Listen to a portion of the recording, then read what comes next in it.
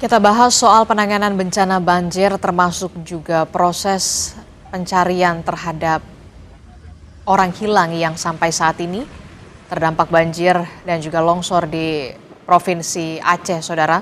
Bersama dengan Kepala Kantor SAR Banda Aceh telah bergabung bersama kami melalui sambungan daring bersama dengan Ibnu Haris. Selamat pagi Pak Ibnu.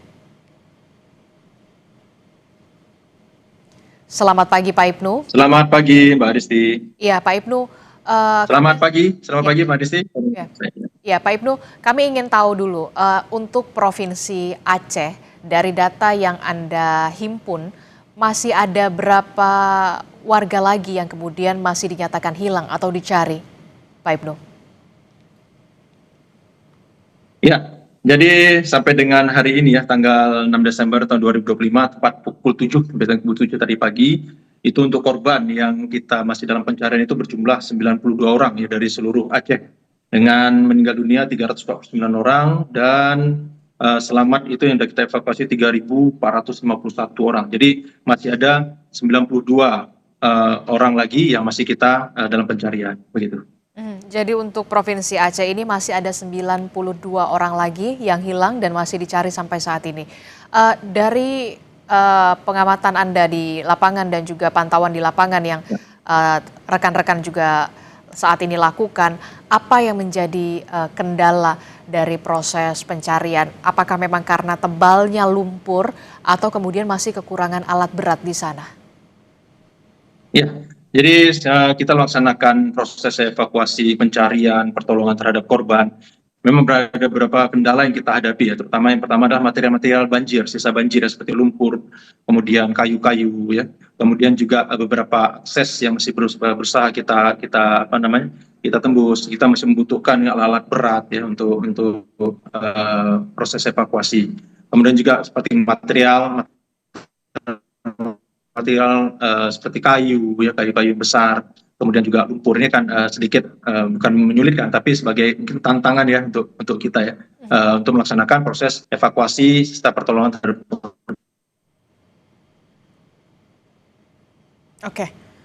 Oke, baik Pak Ibnu. Jadi sampai saat ini memang ada tantangan terbesar yang saat ini dihadapi Halo oleh Mbak, tim bisa SAR. dengar suara saya?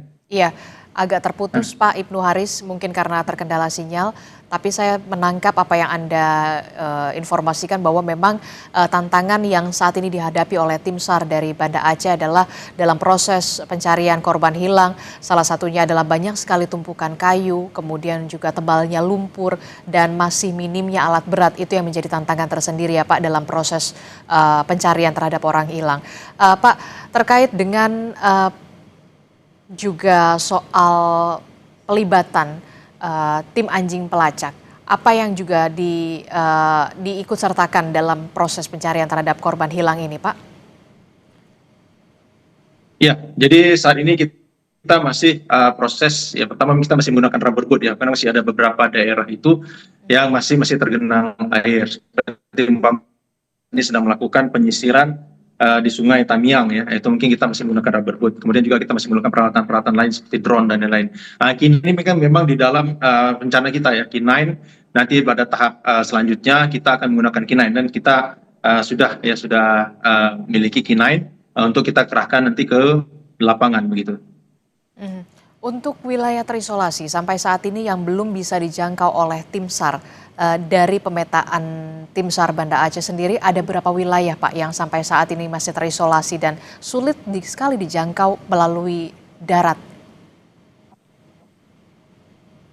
Ya, itu melalui darat ya, melalui darat. Kalau sebenarnya semua daerah sudah kita sudah ada tim SAR di daerah-daerah tersebut. Ya, tapi kalau memang ada akses yang kita sampaikan tadi mungkin melalui darat, ya mungkin agak sulit. Sekarang daerah tengah. Daerah tengah ini memang untuk jalur darat itu masih terputus, ya, masih terputus. Cuma kita kemarin dropping personil itu melalui udara dan saat ini masih melakukan proses operasi pencarian pertolongan terhadap korban di daerah tengah Aceh. Gitu. Berarti ini untuk wilayah Aceh Tengah ya Pak ya? Kira-kira wilayahnya mana saja Pak? Ya, betul. Ya, untuk Aceh Tengah ini di Aceh Tengah sendiri dan juga di Benar Meriah. Jadi di tempat ini 2 kabupaten ini yang memang masih belum bisa ditembus melalui jalur darat. Tapi personel-personel kita sudah berada di sana dan masih melakukan proses operasi pencarian pertolongan begitu. Oke, jadi sampai saat ini memang wilayah Bener Meriah, wilayah Aceh Tengah, termasuk juga dengan Takengon, Pak. Bagaimana Iya, informasi? Takengon itu termasuk Aceh Tengah. Jadi Takengon itu adalah Aceh Tengah ya, Aceh Tengah. Nah, jadi secara satu kabupaten itu adalah Aceh Tengah, termasuk di dalamnya Takengon begitu. Mhm.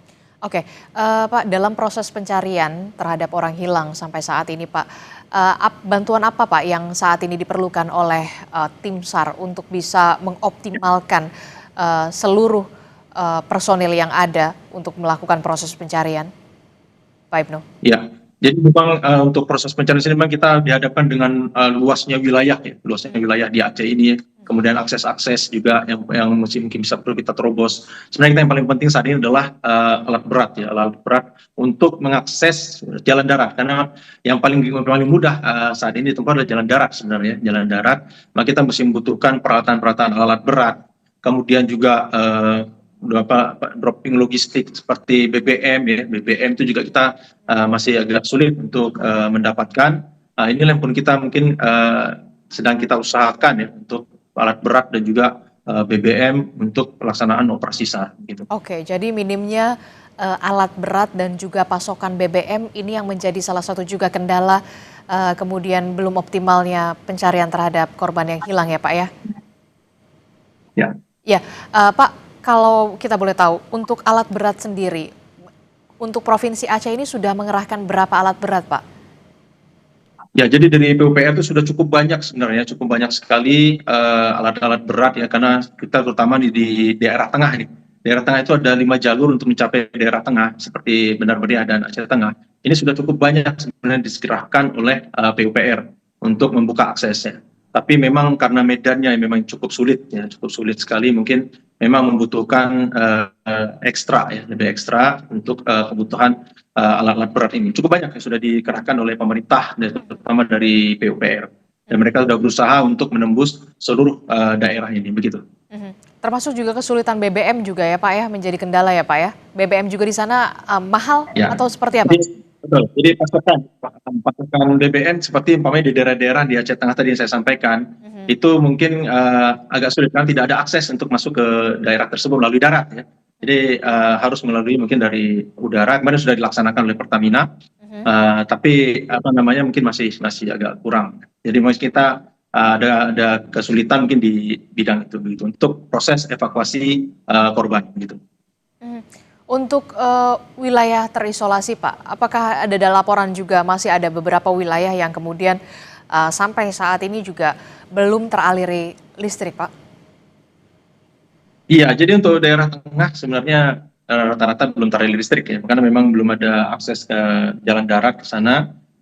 Kemudian juga ini akan sebenarnya ya tidak terlalu terkait dengan proses evakuasi. Sebenarnya kalau kita berfokus pada evakuasi sebenarnya tidak terlalu menyulitkan untuk masalah umpamanya listrik dan Mhm. lain-lain kita berusaha itu menggunakan genset dan juga solar panel ya.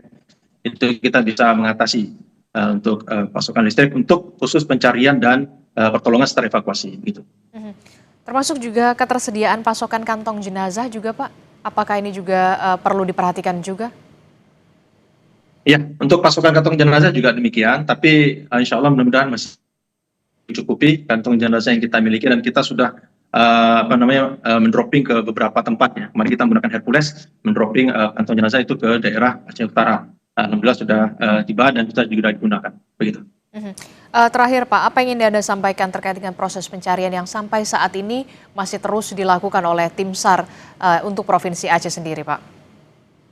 Iya, jadi seperti saya sampaikan juga artinya untuk kita pelaksanaan operasi SAR ini, pencarian, pertolongan dan evakuasi masih terus kita lakukan dan kita sudah berusaha maksimal semaksimal mungkin Mhm. seperti disampaikan oleh Basarnas. Bagi Basarnas tidak ada yang namanya daerah yang tidak bisa kita tempuh, tapi semua daerah dapat insya Allah bisa kita tempuh dan itu menjadi sebuah tantangan dan juga tekad kita supaya semua daerah dapat kita tempuh dan kemudian kita melaksanakan operasi pencarian pertolongan di daerah-daerah tersebut. Ya. Kemudian kita personil, kemudian juga peralatan, itu insya Allah kita kerahkan semuanya untuk pelaksanaan proses evakuasi pencarian dan pertolongan. Begitu. Mhm. Baik, terima kasih Kepala Kantor SAR Banda Aceh, Ibnu Haris telah bergabung bersama kami melalui sambungan daring dalam program Breaking News Kompas